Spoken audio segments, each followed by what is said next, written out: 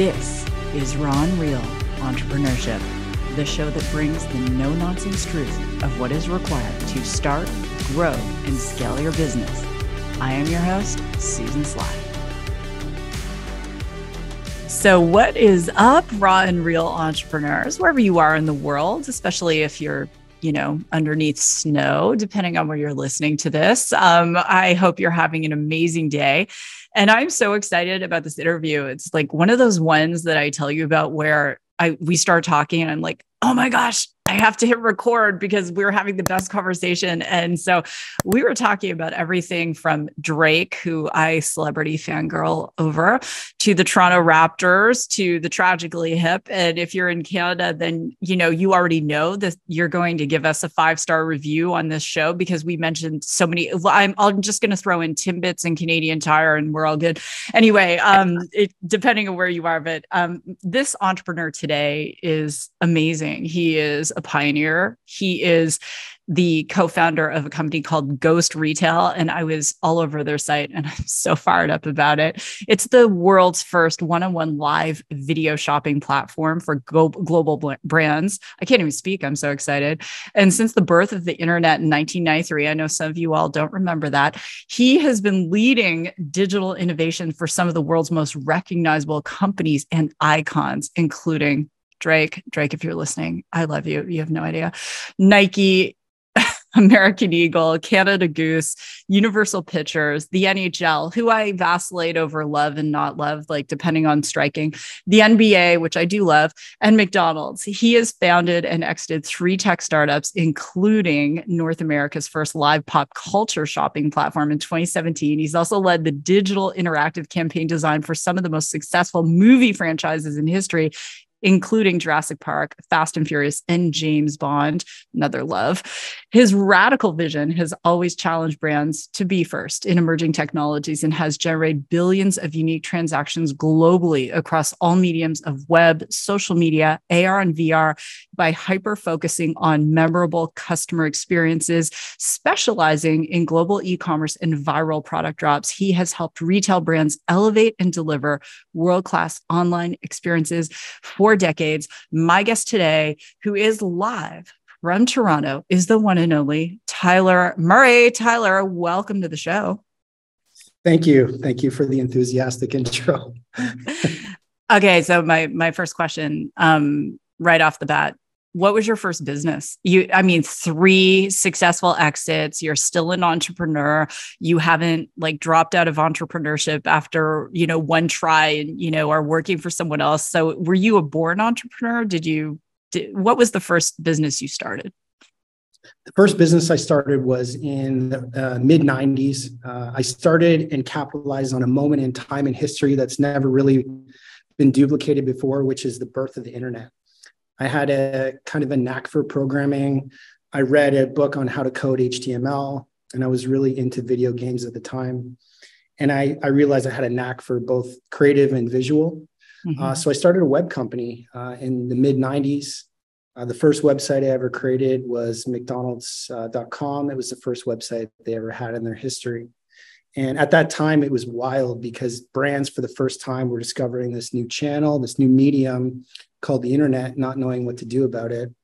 And I took that opportunity and moment to start a company called Tiger Shark. And that brand and that company has spanned over 30 years of interactive e-commerce, high availability product drops for some amazing companies and people. And then now ultimately taking all that knowledge and experience and piling it into our startup GhostRetail, which is capitalizing on live streaming video with an elite e-commerce experience. And for the first time, you can shop online live with an associate in the store or at home or an influencer that knows about what you're buying and can recommend and show you the products in real time and actually check you out through the entire journey. Which is so awesome. And I keep thinking, where was this service and some of those purchases I made that I regret? Going back to the internet in the mid-90s. So as you know, on the show, I've had some great conversations with internet pioneers, and I had one of the first coaching businesses online 1995. I kicked it off. So I had clients. Joey Votto was one of my clients. He's a Toronto boy, Major League Baseball player, and people found me, and it was really cool. And I was one of the first health clubs when I had my gym in Kingston, Ontario. We had a website, and my personal website was makingfitterbodies.com, and then we had the downtown workout site. The web was so different, and to your point, it was something we haven't seen since. But I want to ask you a question. What about Web3? Do you think that this is the next opportunity in time for us to see something we haven't experienced yet? Or do you think it's something that is still more hype than reality? No, I think the hype is very real.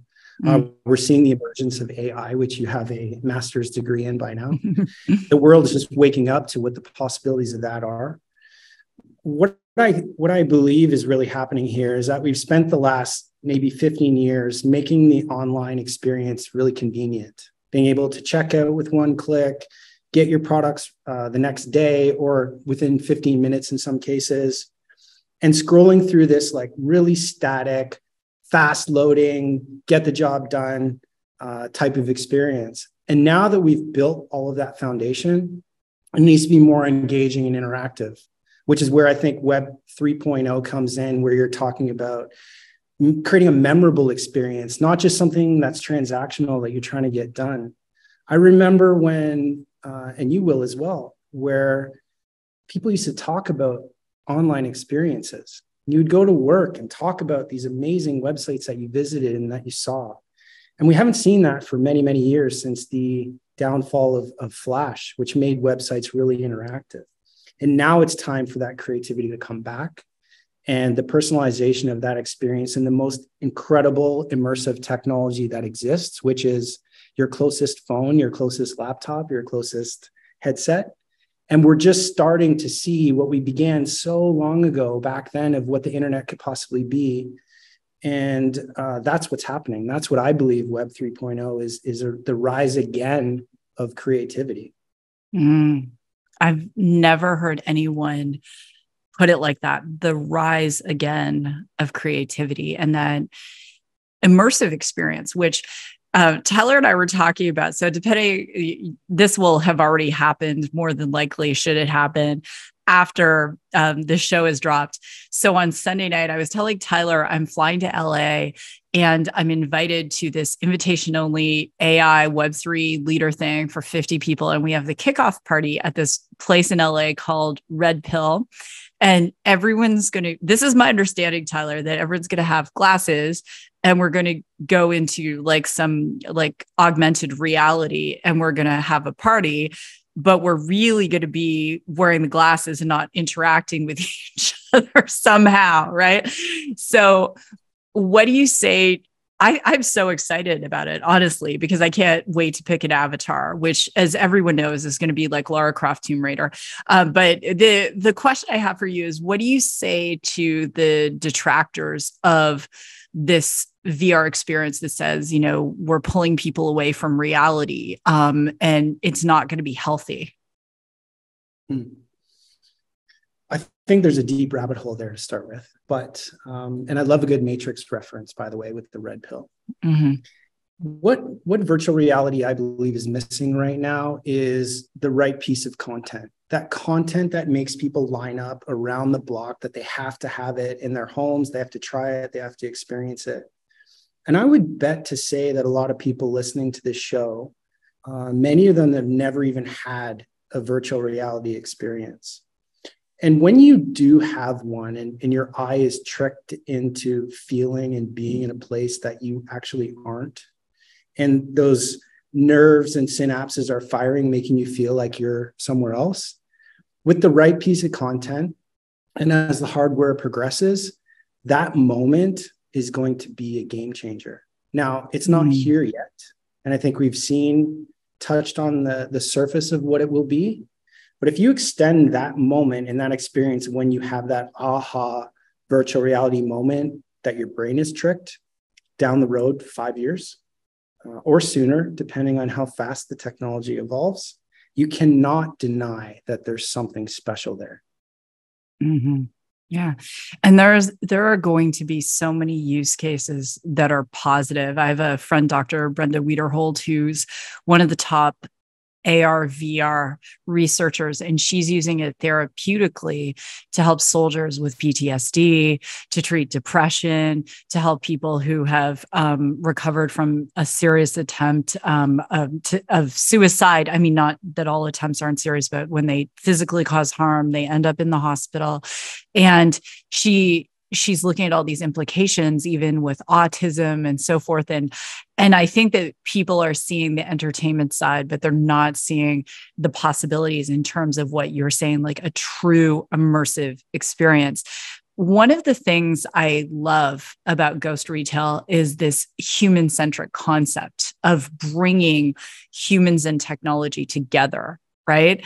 And so from that vantage point, walk us through that, like the listener through an experience that if they're going to use Ghost Retail, like what is that for them? Mm-hmm.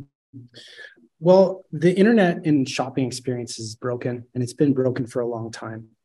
We're still using the very early prototype of what online shopping could be from the 90s, from the early 2000s when it first became, where you're scrolling through a static view, almost like a catalog or a newspaper, reading a ton of information to try to understand and inform yourself what you're buying, and then making a wish that when you click the add to bag and checkout button, when it arrives, it's what you wanted. We see a massive gap in the problem there, which is people want this more human approach. That's why shopping in person is so powerful. You get the experience of the store, the vibe, the energy. You see beautiful displays. You're interacting with something that feels alive. And then you actually get to talk to people that are knowledgeable about the product.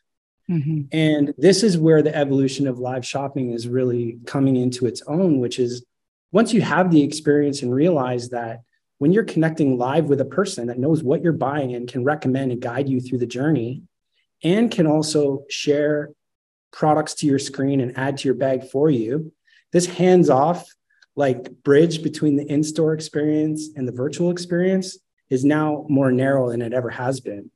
And that is being experimented across the globe right now, primarily in Asia. And here in North America, we're seeing what the potential of it could be.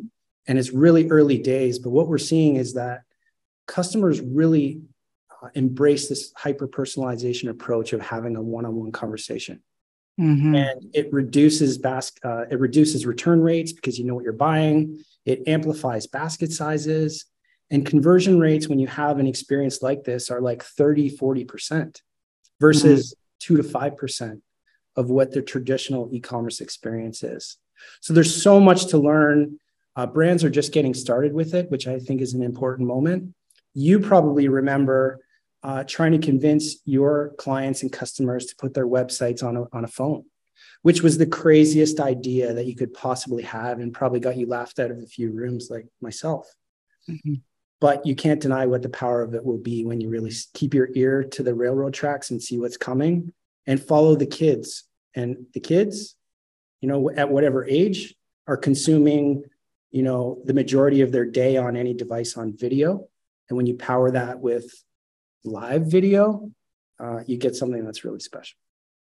I love that you said that, the live video, right? And to that point of laughed out of rooms. I just walked out of a 2-hour meeting where we're talking about edge compute and IoT and all of the data or data, depending where someone lives, that can be generated with these devices, and that retailers don't know what to do with the data. And that's where AI and ML can aggregate that data and turn into something meaningful and useful for the retailer, which is one of the things that we do at Radius, right? And so this convergence of humans and technology and the desire for the right data. I don't want to, in a shopping experience, be shown things that I don't like. I don't want to be in a pressure situation where it's like, I told you I want a black dress and you're bringing me green dresses, you're bringing me purple dresses. I don't want those. I want, this. And there are some online retailers, I think, that are at least making a good freshman effort to create a more customized experience. And then there are those who are so far behind. Holt Renfrew, I hope you're listening. Like, as an example, when I was living in Canada, Tyler, Holt Renfrew did not even have an online, like a portal to purchase anything. So I used to buy things from the US and have them shipped to Canada, as expensive as that was, because one of my favorite retailers just didn't have, any online presence whatsoever. And so I want to ask you this question. What do you want to say to retailers who are not embracing technology? Where are they going to be? Well, I assume you're talking about Chanel, because they're one of the only retailers on the planet that doesn't have an online shopping experience. And they focus their whole entire business model on exclusivity, and it's working really well for them. I do think that every business can be amplified, whether it's culturally or creating hype for your brand, by having an online experience, even if that shopping experience is to come pick it up in the store. The gap between where you start, and I know we have a lot of different listeners here, the gap where you start from entrepreneurship and starting something, maybe you have a personal Shopify site, all the way down through some of the brands you're talking about. Everybody's still trying to figure it out. And the knowledge that we have today changes tomorrow, which is kind of the chess game of tech meets brand, meets culture, meets AI and others. So it's a really interesting time. I think the realization that having an online experience is critical to a brand these days is more now than it ever has been. And bridging the gap between the social platforms, where it's kind of a black box silo of the TikToks and Instagrams of the world, brands are trying to figure out now how to get people back to their site to own that relationship again. And connecting with humans and hyper personalizing that experience is helping them win. Personalization is not putting a robotic chatbot on your site. It's how do you use data, how do you use AI to power human experiences. And that mesh is where the magic happens. Yeah. And that's where what it is GhostRetail is doing is that beautiful intersection and keeping people in the technology, because I'm not sure personally, like going back to that point about the chatbot, like, but that person on the other side who gets me, having my quote unquote personal shopper who understands me, understands my life. And you mentioned the black box. When we look at things like ChatGPT, there are some outputs that ChatGPT is creating, and they are created in a black box. And some types of AI are going to do that because you don't know how it's coming up with those outputs. But by putting a human in the loop, it's called Kramer's O-ring theory, that the humans and the machines combined are going to create a better output and a more reliable, trustworthy output, which is awesome. Let me shift gears for a minute. So 3 successful exits, right? Like 90% of startups fail. Can you walk the listeners through, like, what was the first company? How long did it take to exit? What was the second company? How long did it take to exit? And what was the third? It's been a journey for sure. I can tell you, as a fellow innovator like yourself, you've been pushing the boundaries of technology for many years. We've been doing the same, where we really have been hyper focused on the interactive experience of digital.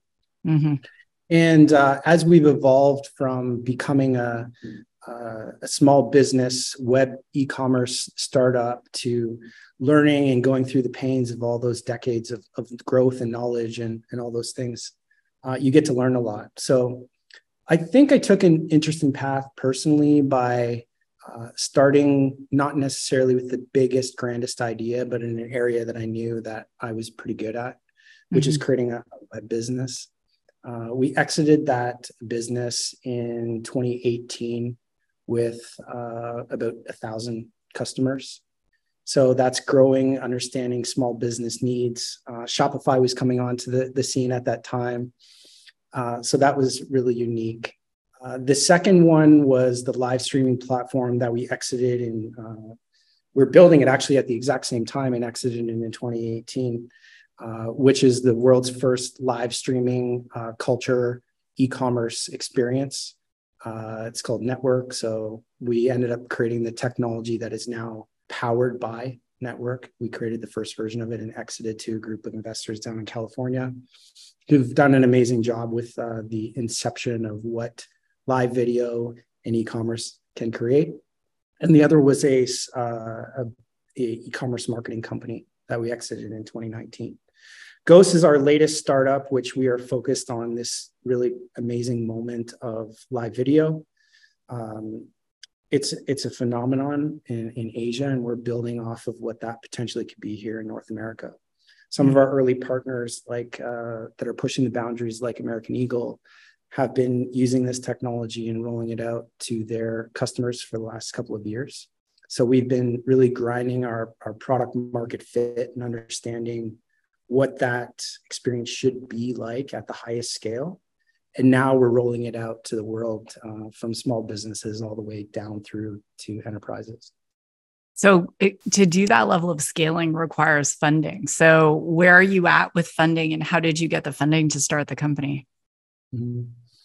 Well, I think every journey, if you're an entrepreneur looking for funding, which it's hard to grow and scale a business without talking to investors and VCs and founders, depending on your stage, is people invest in people.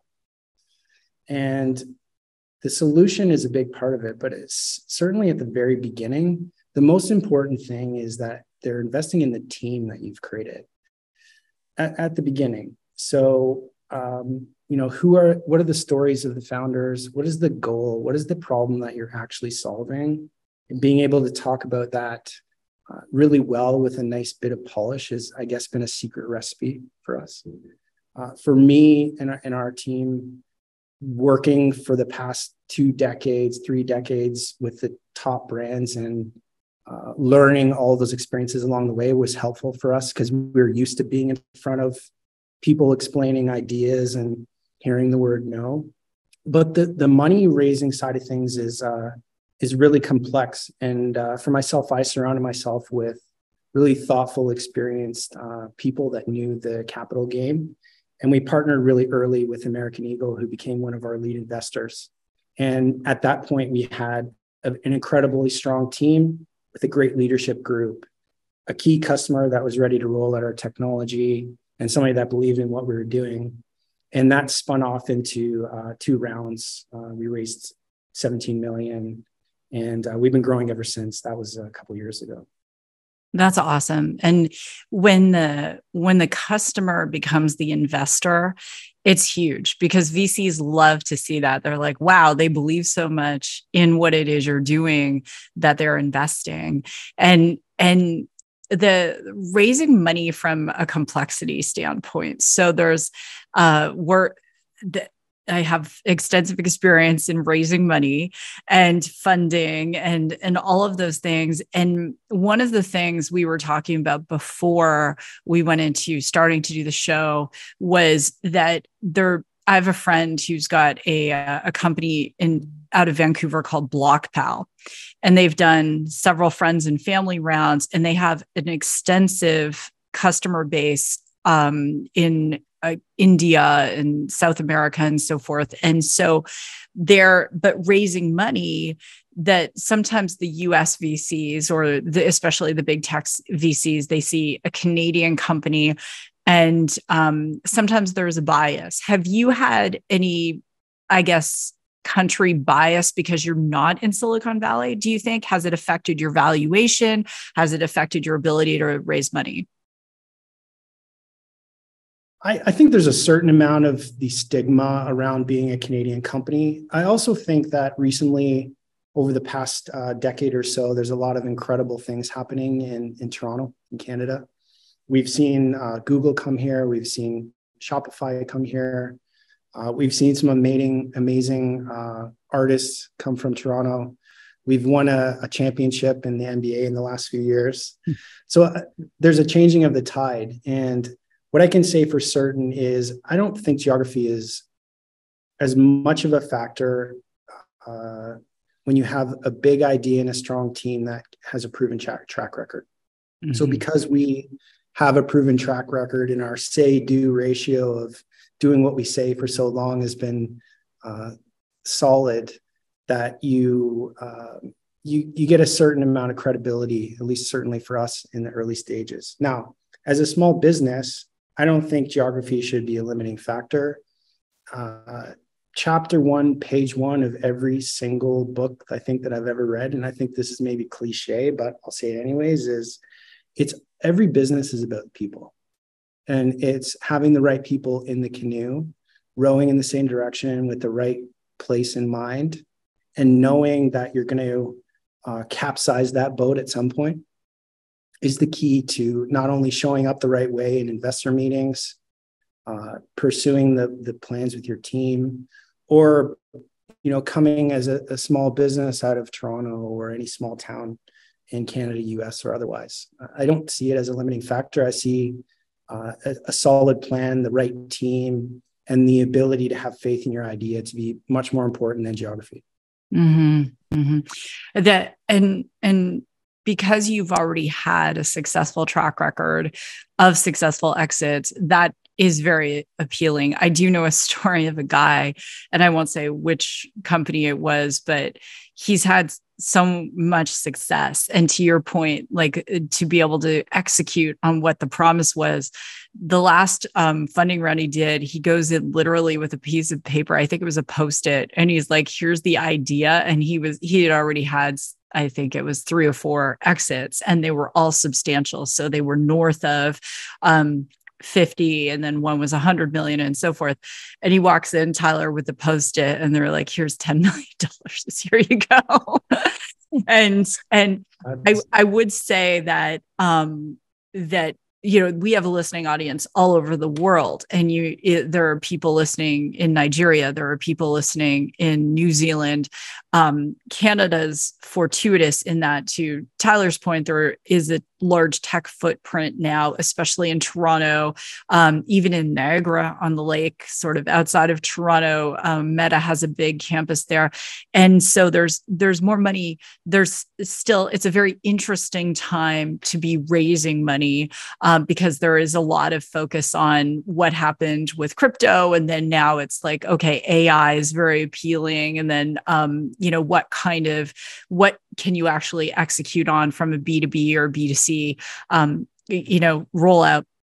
So for you with GhostRetail, so you had some early funding, you've definitely got some customers, you have this proven track record. So what's next for the company? What's next for the company is to continue our mission to enhance the online shopping experience. We're rolling out some new products. We're rolling out video stories, video shopping, where you can take any video and make it shoppable to bridge that gap between the social experience where people are spending all their time to where brands actually want the experience to happen, which is down into their own house onto their website. So when you say any video and make it shoppable, like, can you give me a specific example of that? Take any video that you're recording and posting online, or one of your commercials, or anything on YouTube.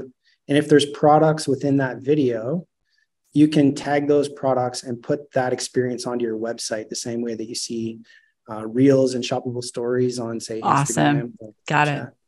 So we're bridging that world we're bringing social back onto the site. And there's a lot of really cool opportunities when you can take that experience, that static experience of online, and make it more engaging and make it look like the experience that we know everybody's engaging with at a massive scale right now, which is social. And the next product that we're releasing is live video shopping one-to-many, which means you can have one person broadcasting to thousands or millions of people, showing a product and make it shoppable directly from your website. That's going to give us a full picture of what we feel that the market really needs right now, what we're listening to from what brands want and how they're thinking about the evolution of their shopping is really video centric. And that's our mission right now, is to extend that journey and push the boundaries of that technology as far as possible. What, in terms of deliverability, do you have any tech blockers that you have that you say, this is what we want to deliver, but the actual ability to deliver is inhibited somehow technologically right now? Well, a few years ago, I would say it's bandwidth, but we've overcome that. The current state of the internet right now is based around a few browsers, right? So you've got Safari, you've got Chrome, you've got Firefox. Those are the top guys. There's a very delicate dance that the browsers have to play now between the experience that you can provide and then the security of protecting against all of the bad actors that want to shut your site down or take it over. And one of those things right now that's limiting the experience to its fullest extent is browser security. That will evolve. We're seeing the browsers take a new stance of favoring, now that the convenience has been taken care of more of the experience and interactive standpoint. But as with anything, especially in technology, the obstacle that you overcame yesterday, there's going to be a completely new obstacle as new devices, new protocols, AI technology. It really just never ends, which is what's fascinating about being in the tech space, as you know. I'm going to ask you a so not relevant question, but I'm curious to get your opinion on it, because you mentioned browsers. So now that Bing has Chat GPT, do you think Bing is going to be a player in vying for browser market? I think they've always had a challenge vying for browser market, to be honest with you. I think it gets them closer and makes them equally competitive. But in the same way that we call snowmobiling skidooing, or we call a tissue, pass me a Kleenex, like Google's done an incredible job of branding that thing as their company. And that's going to be a hard thing to topple over. We'll see. The landscape, and this has just caught fire over the past 4 or 5 months, really. Not sure when you're tuning into this show, but the rise of Chat GPT is before us, and brands and institutions are trying to figure out what to do with it. For me, it's exciting because it's the tip of the iceberg of what this cyborg between humans and data can create. And your company's been on the edge of that for quite some time. So interested to see what this is going to create for experiences and knowledge. It's furthering knowledge, in my opinion. Well, I'm going to throw a quiz out for the listeners. So the quiz is this: who knows what Google was called before it was called Google? So it's a quiz. I'm just going to throw it out there. So the answer, friends, is backpack. So we would have been having this conversation, Tyler and I, like, hey, did you backpack that answer? Or with my kids, I can't remember what Emery, my youngest daughter, was asking me, Tyler, and I was like, just Google the answer. Like, just, you can search that, but I can't imagine a world where we're backpacking answers. But to that point around the Bing and their user interface, it's not a browser I particularly use. I'm interested to see because there's this, existing war with iOS and Meta and all these different things going on. But at the end of the day, users dictate what they want. And when you have something that I feel GhostRetail is going to be that for the shopper, for their experience, that it's going to be the tech companies that are going to have to enable it, because their users will go to the platform where they have the best experience with the tech that they want to have. So we're going to now, because when I have a Canadian guest, Tyler, as you know, we have to talk about certain Canadian things. And prior to going to the show, we were talking about Canada's iconic band, the Tragically Hip, and that Tyler was telling me that he has something that the world hasn't seen in relationship to the Tragically Hip. So can you share what that is? Because I want to see it. Yes, yourself and many others. So in 2016, we were really fascinated with virtual reality as it was coming into a place that could really be used by brands. So it's this dance between the software and the hardware, and the bandwidth really came together. Mm-hmm. And what we were seeing as we were working with some of these live sports teams and entertainers was that live experience of being there in person, whether it's at the sidelines or at the front of the concert, for the first time was something that people could put on a headset and experience and get really, really close. So we went really hard down the rabbit hole of what that experience should be and created some of the first live camera rigs in virtual reality that existed. Mm-hmm. So we designed a prototype that was used for Drake's Summer 16 tour, where we could put fans directly onto the stage with him at the concert. And after the success of seeing what that possibility could be, Insight Productions, which is a major Canadian TV broadcasting company, was working on The Amazing Race and others.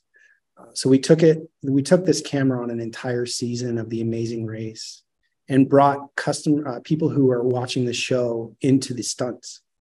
So by that time, we had really cut our teeth on what the rig needed to be, how it needed to work, what the audio experience is, how it needed to capture, making the quality high enough that it would be something that a brand could get behind and release to the world proudly. And that was about a 2-year journey, which really culminated in the Tragically Hip's last concert, which, if you look on YouTube, was a major national event for one of our great bands. And we luckily had the opportunity to put this camera on the stage with them and Gordon on the very last concert and film that footage. It was the last time we used the camera. We've retired it since, and the footage has never been released. So it's really incredible when you get to be and feel and see that. The content still gives me shivers when I watch it. And we're waiting for the technology and the devices and the demand for virtual reality to catch up to that moment so that we can do the footage justice and that it will be seen by the most amount of people. I get chills when you tell that story. And then, you mentioned Gord, so I didn't tell you this part of the story, but he used to call me, there was this like infomercial gal, Susan Powder, back in the day, and she had like shaved blonde hair, and she was like a fitness trainer. And Gord used to call me Susan Power, and as in like Phantom Power, because the hip. And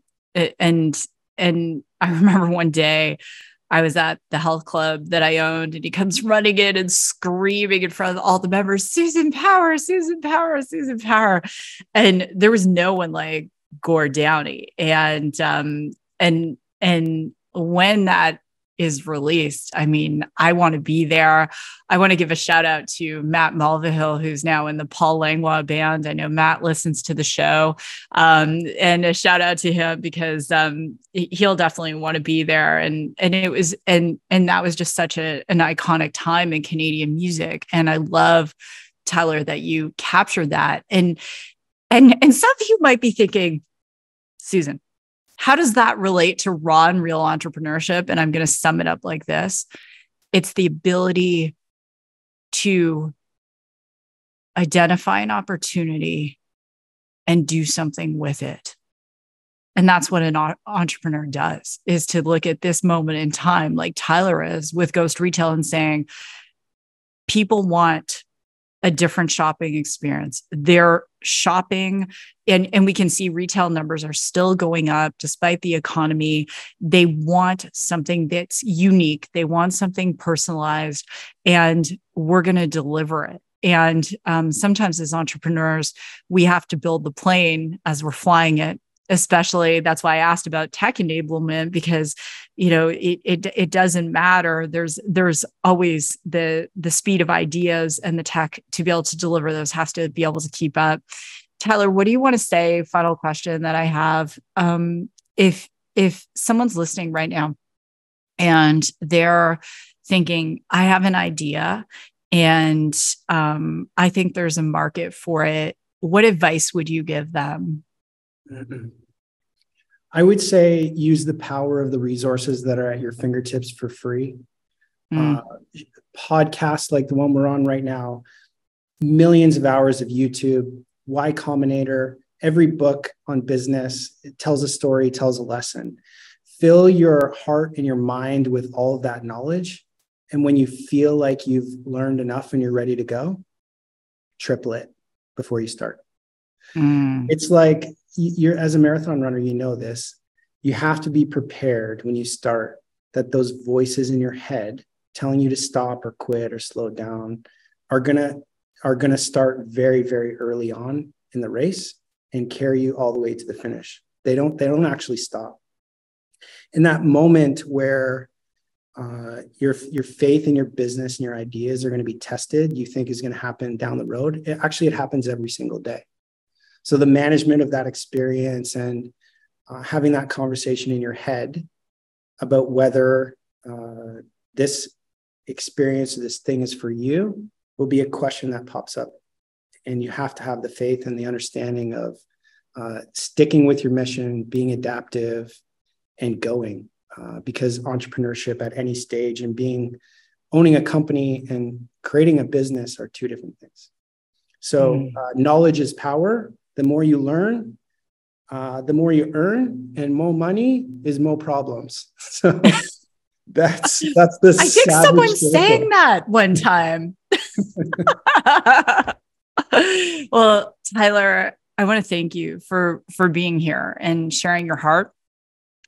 You're a person, definitely. When I'm in Toronto, we are going to meet up for sure. And I'm so excited for you. And even like when you go, I'm saying this in front of like all the people all over the world, but when you go in that next funding round, you have to let me know, because I have some people who love to invest in companies like yours. So, and that's the thing, like what Tyler just said, like learn 3 times as much. Like I know Tyler's always listening. He's always reading. He's always getting advice from mentors. And that's so essential, because as an entrepreneur, it can be very lonely and you're going to have challenges every single day. And that you never know when it's something you hear that isn't relevant at the moment, but it's going to be relevant, 2 or 3 years down the road. So I'm going to cheer on GhostRetail all the way for many reasons, because it's you and because it's a Canadian company. So because I'm 100% biased about that. So, and if I'm not at that viewing party for the hip release, we're never speaking again. Well, let me know how your red pill experience goes. What you said at the end there is really important, because I'm certainly not sitting here like I've got it all figured out. Even after such a long career, I'm learning every single day. Trying to figure out what the next step is going to be is just part of the journey, and it actually never stops. So thank you for having me on. It's been a really awesome conversation. Well, thanks so much, Tyler. And everyone, check out GhostRetail. And if this show has been helpful, please share on social and tag Tyler and I. All of his links are in the show notes, and we would love a 5-star review. So go on to wherever you review your podcast and then send a link to the review at reviews@susansly.com. If I read your review on the air, I will give you a $50 Amazon gift card, and maybe you can use that to kickstart your business. You never know. So with that, I want to thank you again, Tyler, for being here. Go out and rock your day, everyone. God bless. And this has been another episode of Raw and Real Entrepreneurship. Are you currently an employee looking to start your own business? Maybe you've been thinking about it for a while and you're just not sure where to start. Well, my course, Employee to Entrepreneur, combines my decades of experience as an entrepreneur with proven methods, techniques, and skills to help you take that leap and start your own business. This course is self-paced, learn on demand, and comes with an incredible workbook. And that will allow you to go through this content piece by piece by piece, absorb it, take action, and then go on to the next module. So check out my course on susansly.com, Employee to Entrepreneur.